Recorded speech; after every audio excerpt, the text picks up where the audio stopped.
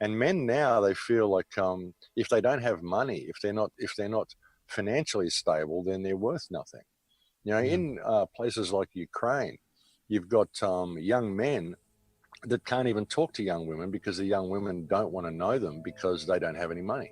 They Hmm. just want to hang out with money because money is the most sought after commodity. Money is success. Money is what it's all about.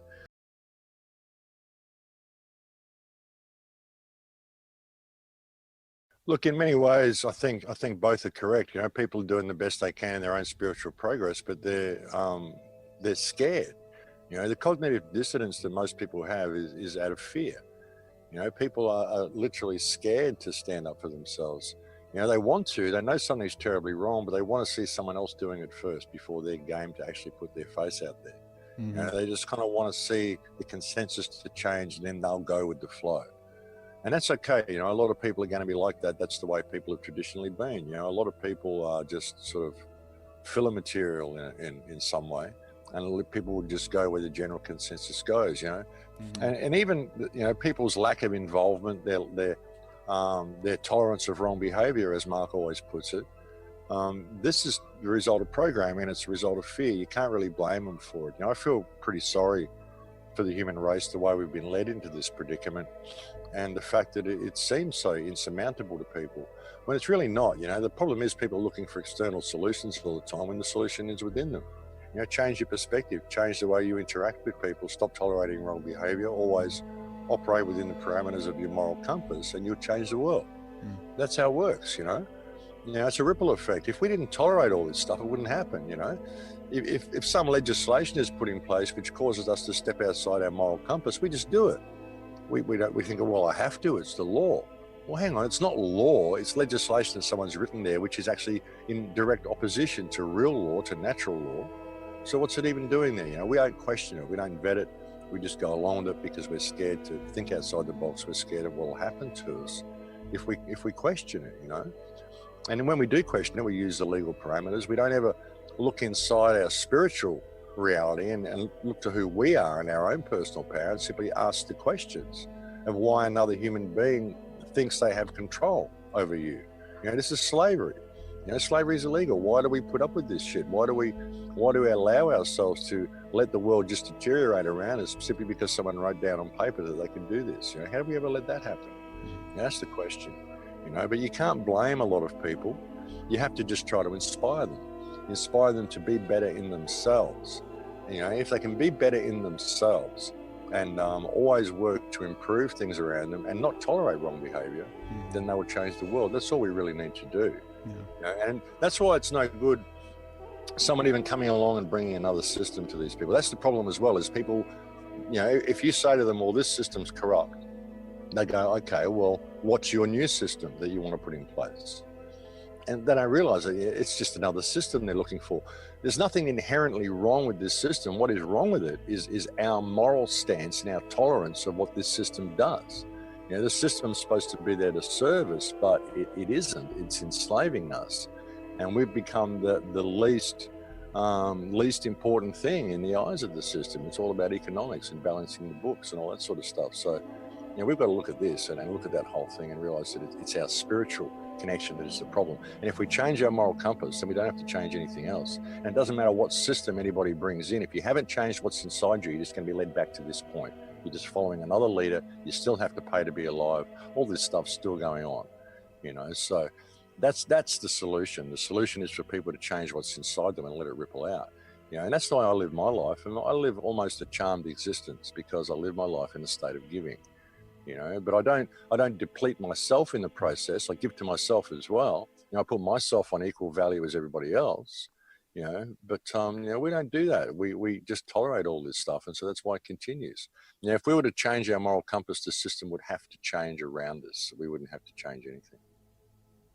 You know, one of the groups in the human population that seems to be attacked significantly are men, and you know these criminal elite have consciously gone after each gender and every race and everyone to divide us and to make us more docile.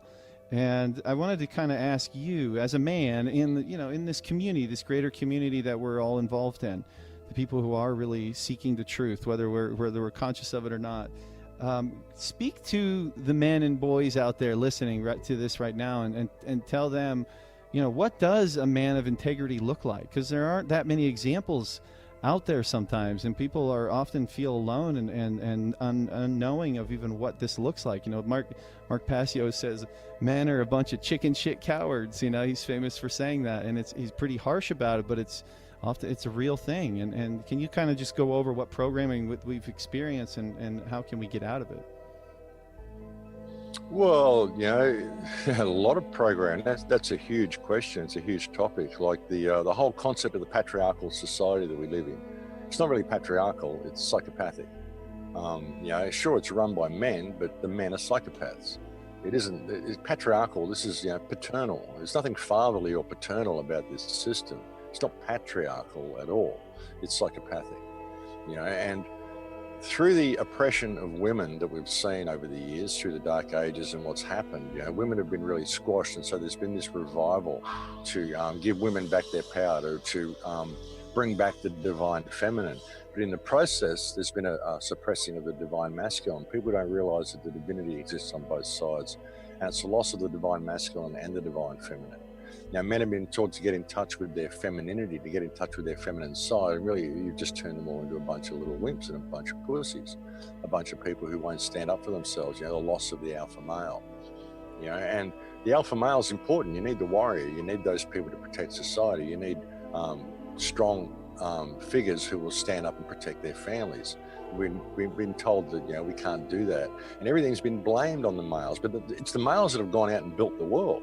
We've built everything that everybody's using. It's all been built by men that have gone out there and slaved and worked their fingers to the bone to provide some sort of an existence for their families. But if they don't get, all the latest iPad and they can't afford all the latest things and all the latest mod cons, then they get thrown away and they get told they're not looking after their family properly. It's a program. The whole thing's a program. It's the suppression of the divinity in both sexes. Women in the rise of the feminist movement and all this sort of stuff, women are being taught that they have to turn into men, basically, if they want to be successful. The feminist movement is basically female chauvinism. The way to combat male chauvinism is with female chauvinism. This doesn't work. Mm-hmm. It's ridiculous. We need to reconnect and see the value of each gender. We are both valuable and we both need each other. The women need the strong support of the men. They need the men to build the houses for them and to provide some sort of security for them. But the men need the nurturing environment that the women can provide for them. Mm-hmm. They need the support of the woman, the love of the woman. Men can't function without this. And we don't get that. We don't get any of this. It's all become superficial. It's all about the social standards and all that sort of thing. And men now, they feel like if they don't have money, if they're not financially stable, then they're worth nothing.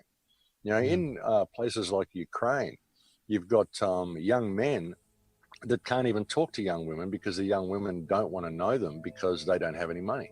Mm-hmm. They just want to hang out with money because money is the most sought after commodity. Money is success. Money is what it's all about.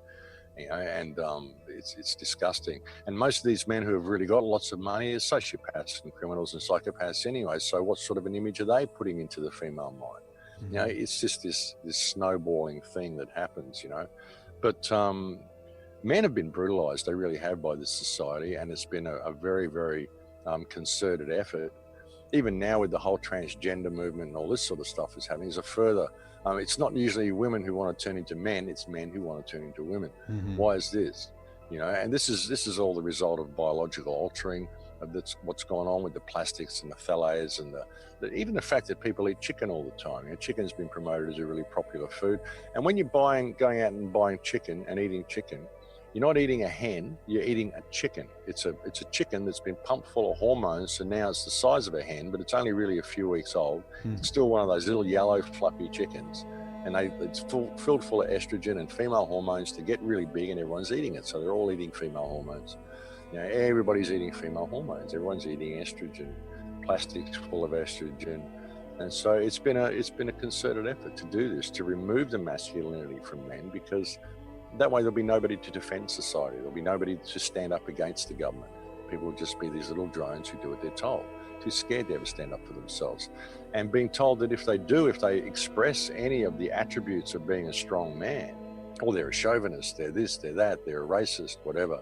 You notice how even with the anti-white movement that's going on at the moment, there's comments of all white people are racist.